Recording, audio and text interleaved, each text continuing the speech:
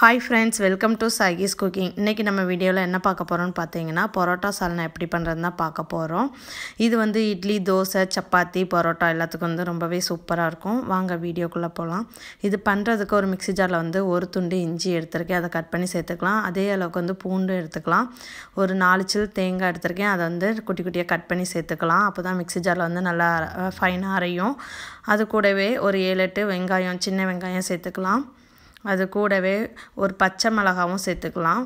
1 spoon வந்து ஜீரகம், 1 spoon வந்து பெருஞ்சீரகம், ஒரு 3/4 ஸ்பூன் அளவுக்கு வந்து நல்ல மிளகு சேர்த்துக்கலாம். இதெல்லாமே குட்டி ஸ்பூனில் தான் சேர்த்துருக்கேன். ஒரு 3 ஏலக்காய் சேர்த்துருக்கேன்.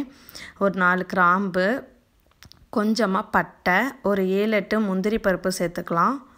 அது கூடவே ஒரு 2 ஸ்பூன் அளவுக்கு வந்து கசகசாவும் சேர்த்துக்கலாம்.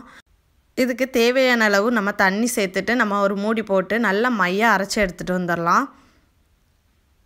இந்த அளவுக்கு நல்லா மையா அரைச்சி எடுத்துகிட்டு வரணும். இதை வந்து நம்ம ஒரு குக்கரில் தான் செய்ய போகிறோம் இந்த கிரேவி. அதனால் ஒரு குக்கரில் 3 ஸ்பூன் ஆயில் விட்டுருக்கேன். ஆயில் நல்லா ஹீட் ஆனதும் நம்ம வந்து பட்டை, கிராம்பு, ஏலக்காய், ஒரு பிரியாணி இலை, 2 பெரிய சைஸ் வெங்காயத்தை வந்து நீளவாக்கில் கட் பண்ணி வச்சுருக்கேன். அதை சேர்த்துக்கலாம். ஒரு பச்சை மிளகா, கொஞ்சமாக கருவேப்பிலை, வெங்காயம் வதங்குறதுக்கு தேவையான அளவு உப்பும் சேர்த்துக்கலாம். உப்பு சேர்த்தா தான் வெங்காயம் வந்து குயிக்காக நமக்கு வந்து வதங்கி வரும்.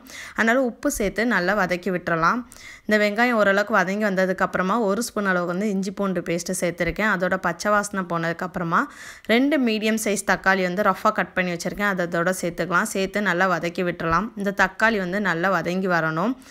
ஒரு கைப்பிடி அளவுக்கு வந்து கொத்தமல்லி இலை அல்லது புதினா ஏதாவது சேர்த்துக்கலாம். நான் வந்து மல்லி இலை தான் சேர்த்துருக்கேன். சேர்த்து நல்லா வதக்கி விட்டுருங்க. தக்காளி நல்லா வெந்ததுக்கு அப்புறமாட்டு கொஞ்சமாக மஞ்சத்தூள் சேர்த்துக்கலாம். 1 ஸ்பூன் அளவுக்கு வந்து மிளகாய்த்தூள் சேர்த்துருக்கேன். உங்களோட காரத்துக்கு ஏற்ப சேர்த்துக்கோங்க. 1 ஸ்பூன் வந்து மல்லித்தூள் சேர்த்துருக்கேன். இந்த மசாலாவோட பச்சை வாசனை போகிற வரைக்கும் நம்ம வந்து நல்லா வதக்கி விட்டுறலாம். நல்லா பச்சை வாசனை போய் நல்லா எண்ணெய் பிரிஞ்சு வரணும். இந்த டைமில் கொஞ்சமாட்டு நான் உப்பு சேர்த்துக்கிடுறேன். சேர்த்து நல்லா வதக்கி விட்டுறலாம். ஓரளவுக்கு நல்லா எண்ணெய் பிரிஞ்சு வந்ததுக்கப்புறமா நம்ம அரைச்சி வச்ச அந்த தேங்காய் பேஸ்ட்டை வந்து இதில் சேர்த்துக்கலாம். சேர்த்து நல்லா கலந்து விட்டுக்கோங்க ஒரு 2 நிமிஷம். இது வந்து நல்லா கலந்து விட்டுட்டு எண்ணெய் பிரிஞ்சு வந்ததுக்கப்புறமாட்டு அந்த மிக்ஸி ஜார் அலசி நம்ம தேவையான அளவு தண்ணி சேர்த்துக்கலாம்.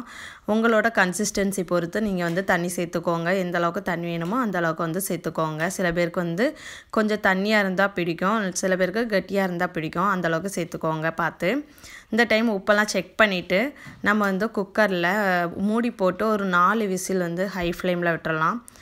ஆட்டோமேட்டிக்காக அந்த ப்ரெஷர் எல்லாம் ரிலீஸ் ஆனதுக்கப்புறம் ஓப்பன் பண்ணி பாருங்கள்.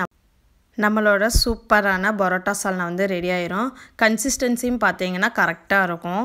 ரொம்பவே சூப்பராக இருக்கும். இந்த டைமில் வந்து பொடியாக நறுக்குன்னா கொத்தமல்லி எல்லாம் தூவி இறக்கணுன்னா நம்மளோட சூப்பரான பரோட்டா சால்னா ரெடி. இது வந்து பரோட்டாவுக்கு வச்சு சாப்பிட்டா ரொம்பவே சூப்பராக இருக்கும் டேஸ்ட்டு. வீடியோ பிடிச்சிருந்தா லைக் பண்ணுங்கள், ஷேர் பண்ணுங்கள், சப்ஸ்கிரைப் பண்ணுங்கள். அப்போ தான் நான் போடுற எல்லா வீடியோஸும் உங்களுக்கு நோட்டிஃபிகேஷனாக வரும். நெக்ஸ்ட் வீடியோவில் சந்திக்கலாம். அது வரைக்கும் பாய்.